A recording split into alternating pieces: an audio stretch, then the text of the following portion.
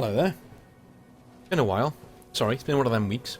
Been snowed under with work, and but I did promise I will be back. I did promise we would be doing stuff like this, and we are going to do stuff like this. Okay, so we're going to be going over each and every single race within the Scorched Earth, so you know exactly who is who and what is going on in the game. Because it's got a lot of rave reviews. I've gotten a lot of really nice emails. I've had a lot of applications to be a part of it, which is great. I'll be getting back to everyone's emails probably either over the weekend, but I would say by early next week, you should have some emails back in your inboxes. Just an update on what we'll be doing and when to get involved in it as well. I've already got a pre-selected people who have emailed me. I've got 27 at the moment, so there's been a lot of reading going on.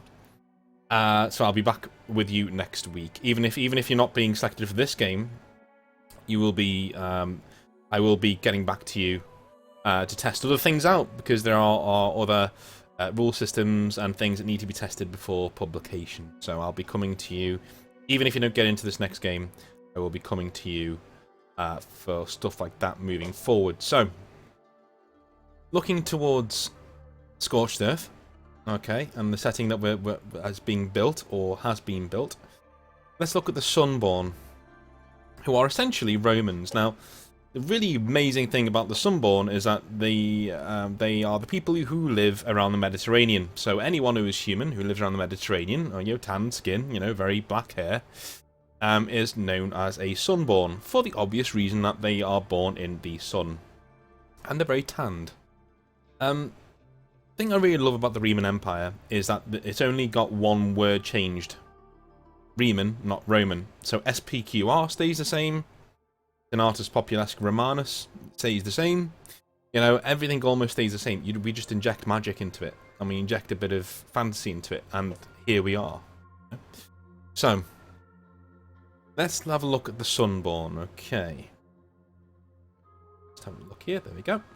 So, the Sunborn are the true builders of empires within the human race as a whole, in being as they control the largest human empire the world has ever seen, the Riemann Empire.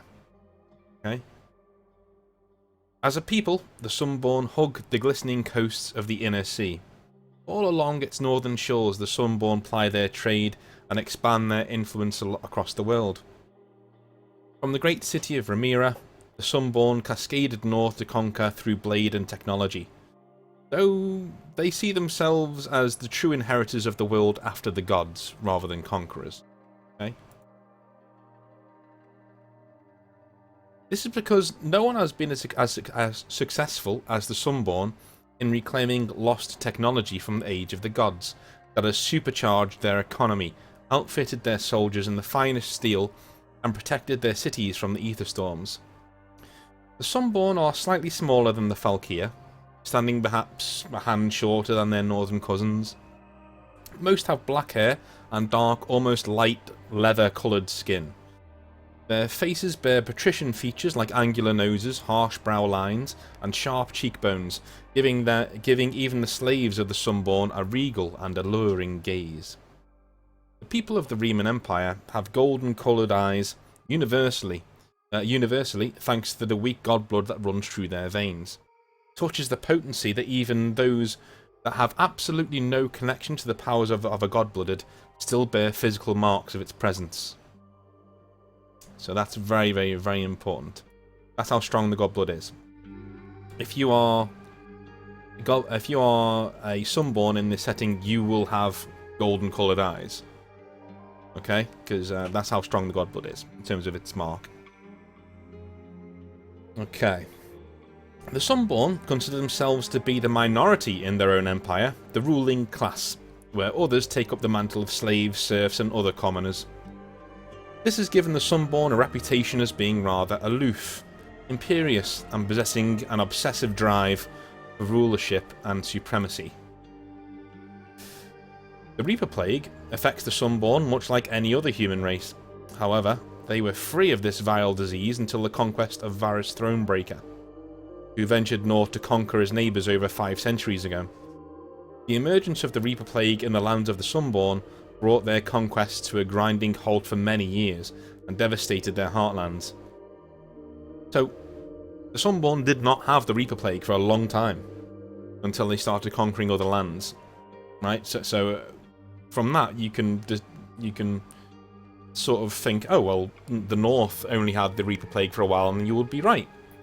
Or maybe it just took longer to materialise within Sunborn. We don't know. The notion that humans have an innate need for supremacy due to their shortened lives draws most of its fuel from the actions of the Sunborn, who have conquered, let me just scroll upwards, who have conquered vast tracts of land for their emperors over the centuries in an insatiable hunger for living space, territory, slaves, and glory. The emperors, ironically, live for many years thanks to their strong connection to the godblood, but this is seen as a sense of pride by the people of the Riemann Empire rather than any unfair notion. Okay? So nearly every emperor of the Riemann Empire lives for a long time, because unlike other Sunborn, they are basically the best Sunborn. These are the guys who have a direct link to the old judges. Okay, these are the guys who will live for a long time. Much diminished, of course, because the old judges were in all essentiality immortal, as were the old god-blooded. Whereas these guys are not immortal anymore. They just live for a long time, and they have none of the powers of a god-blooded either, or almost none of them. So, the Inner Sea is at the heart of the world's western reaches, and represents what the Sunborn state call the Mare Nostrum, or our sea in their tongue.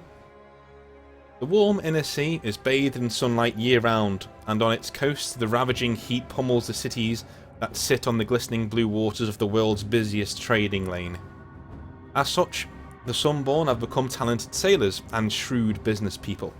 The greatest trading companies of the Inner Sea are some of the richest entities in the known world. Not a religious people by any means, the Sunborn believe that the actions of the judges and the downfall of the gods was just. Indeed, they must believe such things, as so many judges went on to found noble houses within what would become the Riemann Empire, and the greatest of their number, Remus, would found the empire in perpetuity. So, the Riemann Empire is one that has an intrinsic link to the judges and to the downfall of the gods. And so a lot of people within the empire, don't like the gods, they don't like the idea of the gods, they believe that they are gods. That they're the inheritors of the world and not the gods. The Sunborn adhere to the Magnum Scalum, or Great Ladder, within their societies. Everything and everyone has a place in the hierarchy of life within Sunborn lands. Unlike the Asunder, who we will speak about in a later record, unlike the Asunder, who have an almost obsessively strict equality, or the Empire of Novgorod, that maintains a meritocracy to a fault, the lands of the Sunborn consist of castes, serfs, lords, and kings. Life here is striven for as a feudal ideal, with barons owing allegiance to dukes, dukes owing allegiance to lords, and lords owing their allegiance to their local king, whom is called an Archon in this part of the world. Each Archon swears their fealty to the Emperor of the Riemann Empire, sometimes called the King of the Sunborn, or simply the Imperator in the Sunborn tongue. The most defining trait of Sunborn culture that spreads across the world with the conquering of the Riemann Empire is this feudalism. This reliance of a strict hierarchy and a landed warrior class to hold and protect the land in the name of the Emperor. The two most visible testaments to this are the knightly orders and the noble houses. Okay, so essentially, feudalism in this setting is not something that is brought in by the French and by the rising early kingdoms of Western Europe. It is actually brought in by the Romans. So the Riemanns in this, the Sunborn, they are around long enough that they bring in feudalism themselves, and it has a very Roman kiss to it. Okay, chivalric codes only come in much later on, when the Riemann Empire has left lots of France behind. So when you go to Francia in this setting, the feudalism there is very French, but if you go to Spain or Italy, It's very, very, very Roman. Okay, so but feudalism as a ruling system is something that the Roman Empire spreads across Western Europe. That's why we have a feudal system in the setting. So, a common enough concept in the current age, a knightly order is an organisation of knights, or equites in the Roman Empire, the Roman word for knights. They are formed to protect, plunder, or simply have a presence in a holding city or a certain area. Almost all knightly orders, like the Repentor Knights, hold to a certain ideal or purpose and wear surcoats depicting their own heraldry, colours, and achievements emblazoned upon them. Any knight can apply to join such an order, and others are simply born into roles within them. The rules and regulations of such orders are completely different in each order. Knights are termed by different means in different places. Within the northern holds of the Roman Empire, for example, they are termed as chevaliers, which is what they are in Francia, chevaliers.